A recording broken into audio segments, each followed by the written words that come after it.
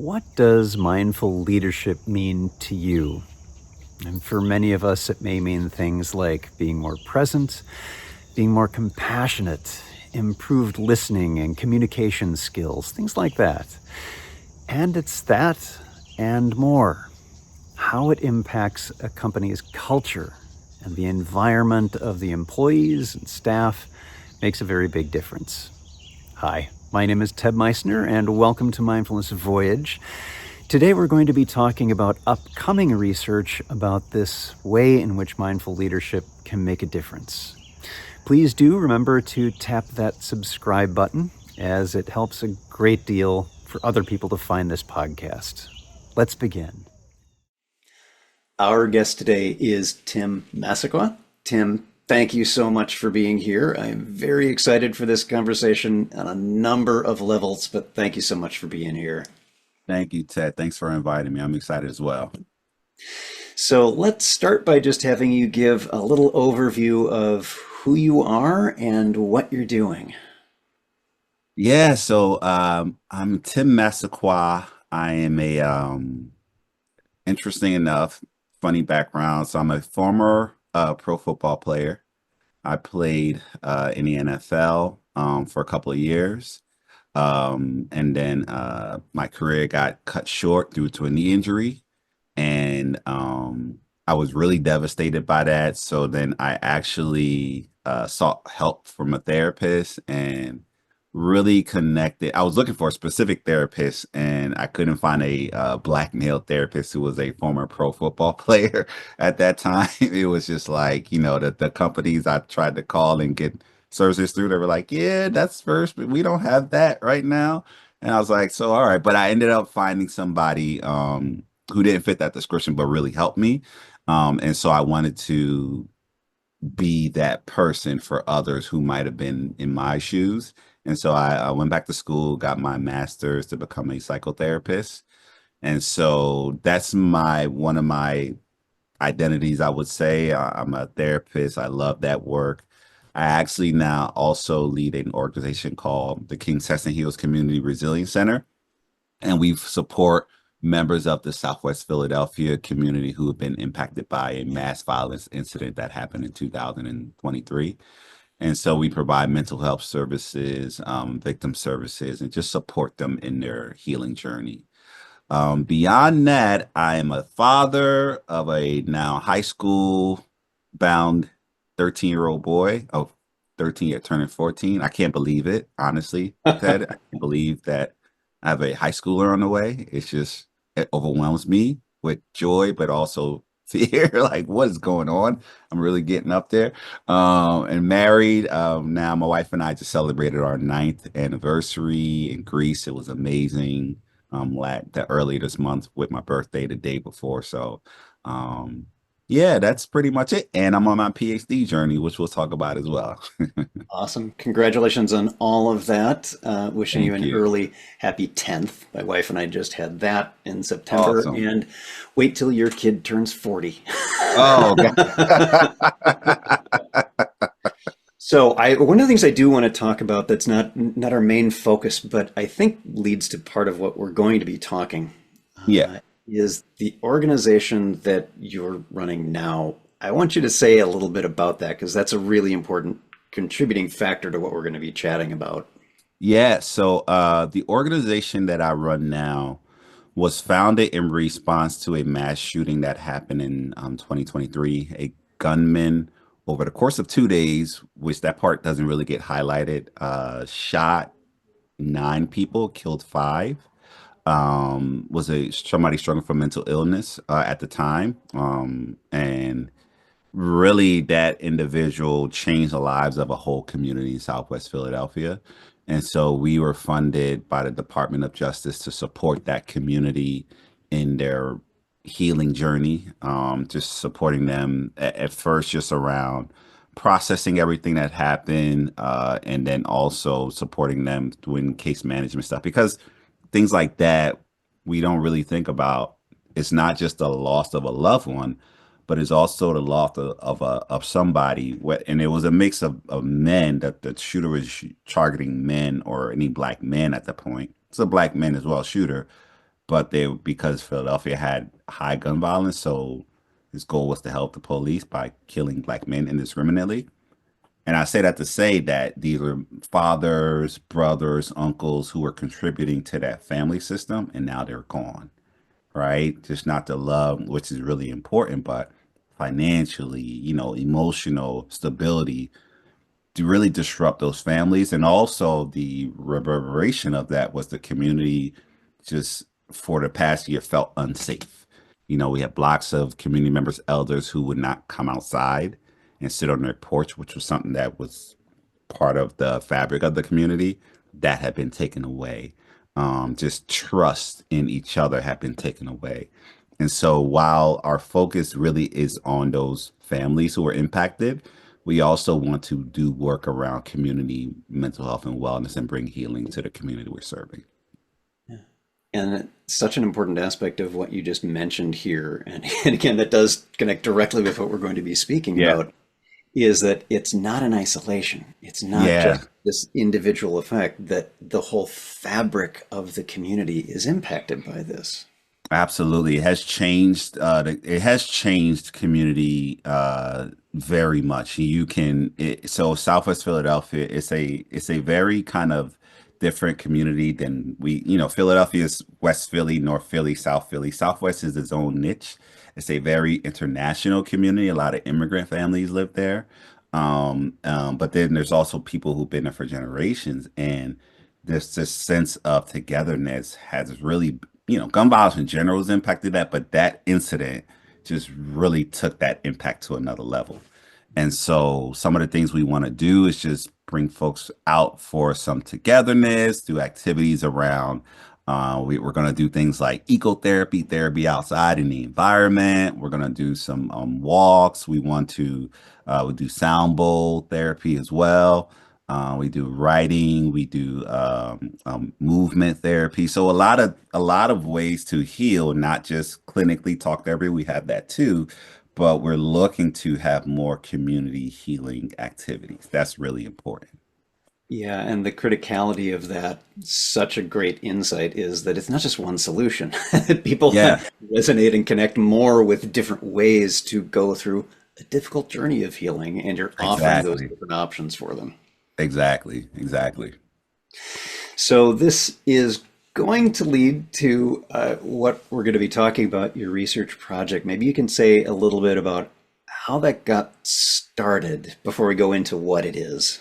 Yeah, so in 2020, in 2021, of course, our community, the world was going through, COVID. And in addition to that, there was the shooting of George Floyd and the impact of that around, you know, our country. And so one of the things that I did see was this need to, and I don't, I'm very subjective in my view. So from how I saw that situation, um, I saw it as kind of knee-jerk response to creating better environments that was focused on diversity, DEI, but I felt some of them organizations and approaches missed the mark, right? From the standpoint of yes, there has to be this inclusive, intentional, inclusive approach. But I also knew that some of the ways it was being done was very demonizing, very attacking. And I had a sense that there was going to be a response or reaction, maybe not response, reaction. And in my view, we're living through that reaction today. That's just my view, right? So for me, it was about how do we do that, but really create an environment where it doesn't matter who you are, you feel welcome, you feel belong, you feel like you can be yourself. And my journey in mindfulness and how it changed my life, how I approach situations, how I am a lot more still because I really feel like stillness is probably one of my super weapons, meaning that my ability not to be moved or not to be moved, right? I can be shaken a little bit, but a lot of times situations don't move me from one emotional state to the other like that. And I felt that has grown because of my practice in mindfulness. So then I'm like, all right, well, if a leader of an organization has these qualities, is there a connection? Is there an impact? Is there some type of like, this leader shows up this way with all of these skills and characteristics, that mindfulness helps to produce within a practitioner? If they're in the space, do they carry that? Is that in their mannerisms, their values, their principles, right? So the research practice is called the lived experience of mindful leaders and their ability to foster organizational citizenship behavior and belongingness. And so the two kind of lived experience fosters I thought about was, number one, does this leader create an environment and a culture where I do truly feel like I can be myself and belong? And number two, does that motivate me to go above and beyond with citizenship behaviors? And so that's the goal of the study, is to really see practitioners who have taken MBSR, who practice mindfulness consistently. Does it show up in high pressure situations where they may be calmer? They may be more empathetic if somebody doesn't reach their whatever they might have to at whatever work. If there's conflict, how do they handle conflict? Right? Are they coming in with a trying to shut it down and whatever it might be, or are they empathetic and truly listening and truly creating an environment where you can address conflict just as well, as anything else, right? It doesn't have to be uncomfortable. It doesn't have to make you shriek away, but you can stay engaged in it because you value conflict. And the goal at the end is to try to come up with something that's going to work for everybody. And to me, there's a strong connection between stillness, processing, and then coming up with that solution. And that stillness and that calmness and that present moment, that's mindfulness. So that was the whole goal of the study. And just really looking at that. If there's nothing that comes from it, that's great. But that's my curiosity, is that how can you bring those same qualities and those same goals of DEI, but using mindfulness as a vessel to get there? Yeah, beautifully said. And there are two aspects to the title of this study that I want to give you a chance to say a little bit more about. One of those is organizational citizenship. Yeah. I want you to say a little bit more about that because that very So concept is often lost yeah. to So leaders. organizational citizenship behavior is it's probably a 40, 50-year concept, right? It's this idea that when I come to work, I'll just assume you're 9 to 5, kind of 5 days a week worker, right? And this might be true for part-time or whatever it might be. But an individual who spends a big amount of their time in the workplace, when they come there, are they motivated to have success for themselves? Are they motivated to have success for the company? Are they motivated to just get by? Right?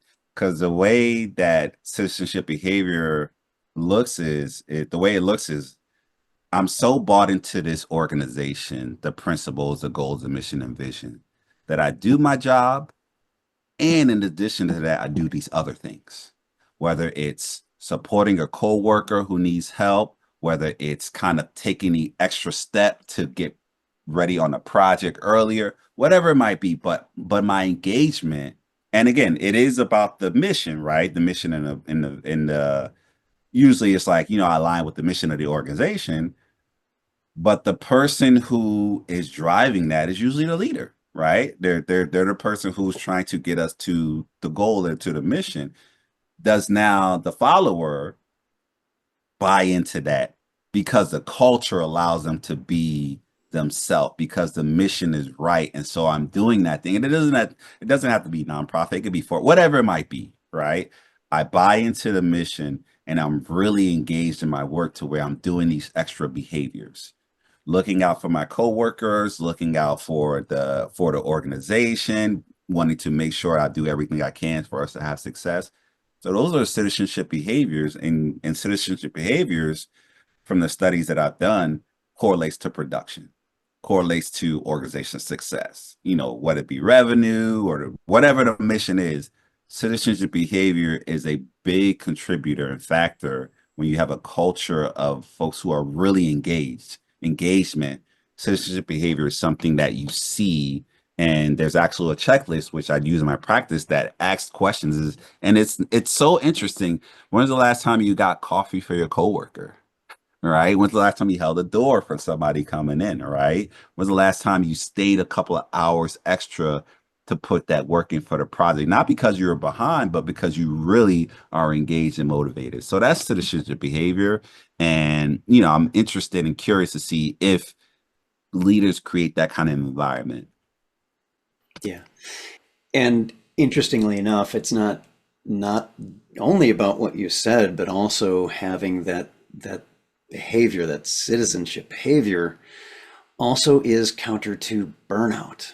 That this Yes. is something that helps inhibit those three different main domains of burnout and can help shift from burnout to engagement. So this is a Yeah. really Yeah. critical piece to see in there. Yeah. Yeah, and you know, just speaking of, because like, you know, I could you could say those same behaviors could lead to burnout, right? But burnout is really about I'm operating with an energy that's my last energy, right? That's burnout. Like I my last energy that I have, I'm giving it to this place. And maybe my boss is demanding, so that demandingness is driving burnout, right? Because I've given that and that's not enough. Whereas the opposite is like I'm I'm driving, but I'm motivated, right? That motivation, you find your rest from a burnout perspective, you find your rest in your um I don't say gratitude, but feeling good about your work. There's rest in that. When I feel good about my work, my energy is up. And I could work a 10, 11, 12 hour day. But when I feel good what I'm doing, when I feel like all the feels, it doesn't feel like burnout. It feels like, oh man, well, how much more can I do? Right. And it's hard to sustain that. So you need rest and vacations and things like that. Be working where you're sick, not to like say, oh, well, when I'm sick, you know, I'm sick, I'm like throwing up and I'm still working. No, that's not what we're talking about. We're talking about like an energy that you feel that kind of just it's a burst and it consistently comes up for you because you just feel good about where you're at. You feel good about your work and anything that would, and this is the interesting part about this study, all the things that would contribute to you not feeling well from a kind of your leader being able to support you, those things are addressed because your leader is more in the present moment and aware and he's paying and they're paying attention. Oh, I noticed, you know, Tim, you know, that hi, that hey, you know, that hey is like hey. And my leader notices that. And my leader checks in with me, right? Now that could be a, you know, servant leader, you know, the transformation. You could have those things.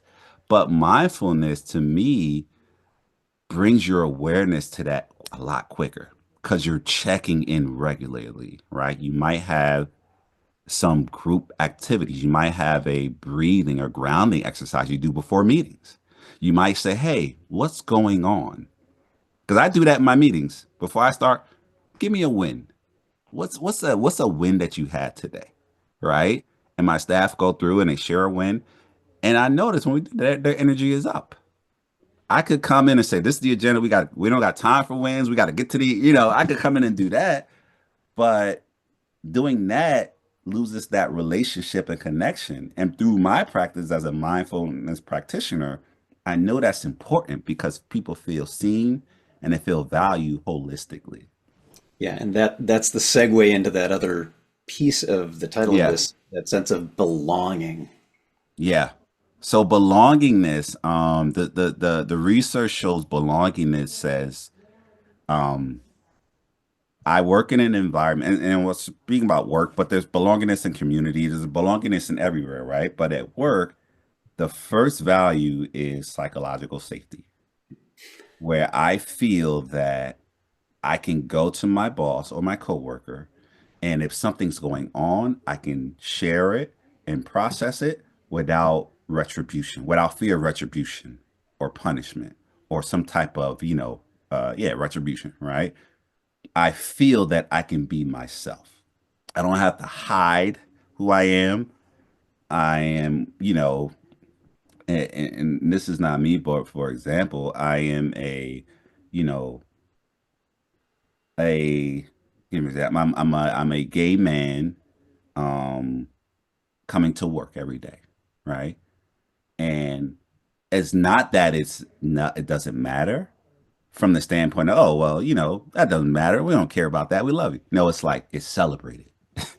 Right. Like it's That's the celebrated. When you, strength of diversity work is not right? ignoring the Yeah. differences, it's celebrating the differences It's because that widens our perspectives. exactly right. And whatever the difference is, how I show up, my team knows who I am, my leader knows who I am, and they accept how I show up and they embrace it. And so now I feel like I belong. Like this is not just work. This is my community, right? I used to a long time ago when I first got in leadership, I used to worry about the word team, the word family versus team. People are like, we're a family. And I'm like, we're not really family. We're coworkers, right? But since and understanding the impact of when you feel belong, you feel like you have a chosen family, right? And that's how people feel. And so I just like, yes, I want you to feel like that, right? I want you to feel so connected and not just with the mission, but with your leader, with your coworker, with the environment, what we're trying to do. Yeah, and you can do it and be your full self. You don't have to like turn on action when you get to work and be this other person because a fear of the other sides of you is going to be impacted. And so that's belongingness. It's just like this is my community, right? I come to work, this is my tribe, this is my community. And that's kind of what the research says belongingness, kind of like creating those environment, what it does for you. Because yeah, it does motivate you to like want to do that citizenship behavior. Like, so one does really not negate the other. One actually really does contribute to the other in the research that I've done. And so the leader, though, kind of sets the table. Right? It doesn't matter what kind of organization you are. I know there's different leadership style, organization styles. The leader sets the table. The leader sets the tone, the environment. The leader maintains it. If they care about those things, they're constantly trying to figure out how to do those things because they understand that if my folks feel good, they're gonna they're gonna be successful. And when they're successful, I'm successful. The organization's successful. And adding into this, for those who are watching or listening to this, is when we say leader, we don't just mean someone in a leadership position. We mean leadership as a principle that all of us can lead in this way that Tim is describing.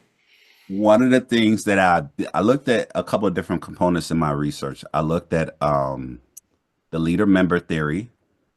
I looked at mindfulness. I looked at different leadership styles. I looked at use of self, right? Like how when I show up, my understanding of my presence and my understanding of shifts in my moods, how that shows up in workplaces. And the leader member theory was really fascinating to me as I did the research on it. It's this idea that the ideal or one of the ideal scenarios is this relationship where somebody who's in a leadership position, identified leader, trust their follower, their member to take lead at any moment if the leader is off course with the organization's values and mission. And I don't know. That's not a regular thing. Any workplace, like when a leader makes the decision to go this direction, that's what the organization goes, right? But this leader member theory says if they say we're going to go in this direction, somebody, and it's probably maybe two or three people down from who have connection to that leader, will say, hey, talking about going this way, but this is what we said we are. We do these things, and the things you want us to do over here don't really align with the mission and vision and the values of the organization. And they feel comfortable again saying that without fear of retribution. or right fear of punishment. And the leader observes it and really sits with it and really considers that individual's perspective. It may or may not change course. They may explain why, but they don't dismiss that individual's, courage and confidence to step up to say the right thing.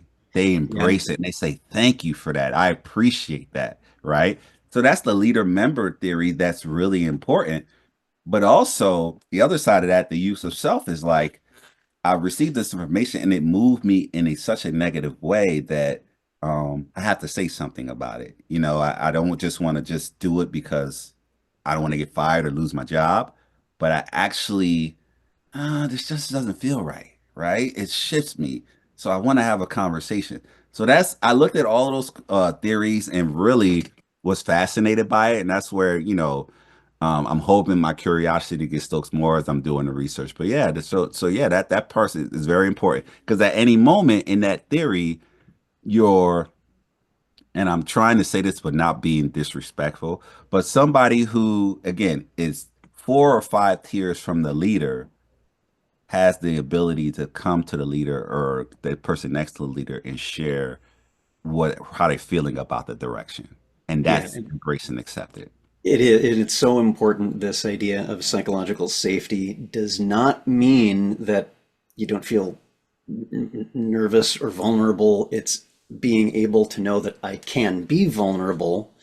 That is Yes. welcome. I'm not going to get beat on for it. Yeah. What I have to say, my voice, my presence, my insights matter because, and for those who only think of bottom line kinds of stuff and Hmm. only about the, what's the return on investment for this? The return on investment is when people don't have a sense of psychological safety, as Tim is describing here, then they don't share about things that could really, really go very wrong with an organization and Yes. negatively impact that bottom Yes. line. So that psychological safety, organizations that have that as part of their cultural context, as part of the fabric, you used that word before, they have a business advantage to others because they can spot problems before they become really big problems and opportunities. And that also that difference between reporting relationships. Some organizations do a wonderful job of very intentionally establishing things like skip level lunches Hmm. and 365 feedback, where there is not a spanking tunnel you have to go through to get to someone in an executive role. And they're Yeah. able to do Yeah. that because they understand they may have come in from the outside, they don't do the daily work, they don't have the same insights to it about the people who are actually doing that work, and they need that insight. So, yeah, It's, so much yeah. going with this. So, with the research project now, tell us where you are with this and what you need. So where I've at is I've actually begin the research, begin interviewing some folks who have really, incredibly a lot of gratitude to them, generously, giving their time and some of their experiences with me. I started with a school. Started with a school leader, actually in New York, and we looked at him, he and his team, and we talked about he's MBSR certified. He's actually a mindfulness teacher. He brought it to the school and looked at some of the things. And again, it wasn't, the questions are not like, how does mindfulness, like, do you do mindfulness, right? Do you, that's not the questions are like around what's the culture? Like, what are some things you notice for yourself as a leader that impacts your leadership? And then for his team, it's like, what's the culture of the organization? Because the goal is about the culture. How do you contribute to the culture? How don't you feel? Do you feel included in things? Do you lead things, right? The lead things get to citizenship behavior. Do you feel included? Do you feel like you can be your full self? So some of those questions through that process have been really eye-opening, and it actually led me to like really wanting to now have that school experience, but then looking for, corporate, because that's you get more into, unfortunately, I don't know if it's unfortunately not, it's just what it is. But you find that when you do work and you do research around corporate culture and you do have some facts around that that are like positive and engaging, folks pay attention more, right? So I'm looking for folks who look work in corporate settings, and you can practice mindfulness as part of your culture, you know, as far as an organization. But I'm really looking at it for individuals who are, yes, this is part of my practice. This is my lifestyle. I took MBSR and I do this consistently, right? So anybody who practices and who have gone through and taken that MBSR course, that's what I'm looking for. Looking for a diversity of participants as well. So I welcome anybody. And I'm out. My second interview is pretty cool. I'm interviewing a leader in Denmark, and one of his staff lives in the Philippines, and I forget what the other one is. So I'm interested about that work too, the virtual teams as well, because we know during the pandemic that was a big thing that was lost, the in-person kind of like, water cooler society, all of that stuff. But I'm looking at that piece too. Does this also correlate with virtual work and virtual workers? So anybody can be part of the practices, again, long as they have taken that MBSR and it's a part of their kind of not their daily life, but they practice consistently. Yeah, yeah. So for those who are watching and listening, I'm going to have links with more information about this so you can read more details about it. Tim, what would you like to share with those who are tuning in right now? What are some just parting thoughts you have for anybody who's running into a space where these kinds of effects of mindfulness are not present? What might Yeah. you say to them? It is really cool when it is embraced in workplaces and cultures. However, I want to encourage you to make the practice your own, right? It can be something that can help you. It's helped me deal with difficult situations, circumstances that I've worked through in my professional career. It's helped me personally with clarity. I was diagnosed with ADHD at an early age, and focus has always been probably one of the biggest battles. I want to do 10 or 15 things at once, but it's really helped me to increase my focus and slow down. And it's just I'm a better person because I practice mindfulness. And there's other reasons I would say I'm a better person too. But um, I would say I'm really better because I'm my compassion and empathy for people. I'm a therapist, so I had to learn those skills, but mindfulness really helps me put it into play outside of the therapy room and bring it to every part of my life. And so my parting words would just be check it out, try it. You don't have to do and, there's levels to it, right? You don't have to do a 1 week silent meditation. That's very extreme. I did it one day, and it was great, but it was so difficult not to talk for a day. It was really hard. But just the practice, you can short 5, 10, 15 minutes. The one that I really love is loving kindness. I love my loving kindness meditation because that helps me to take all the maybe negative feelings that I have or difficulty that I'm dealing with people, with myself, and I'm able to process it and release it in such a beautiful way. So it's just it's a blast. I love the practice. I'm by no parts an expert, but I can vouch and really say mindfulness has impacted my life in such a positive way. Wonderful. Thank you so much. Our guest today, Tim Massaquoi. Thank you so much for being here. Thanks, Ted. Appreciate it. Thank you so much for being here and learning a little bit more about mindful leadership. Please do remember to tap that subscribe button if you haven't already. And remember, every moment you have a choice. Make it the best you can. I'll see you again soon on Mindfulness Voyage.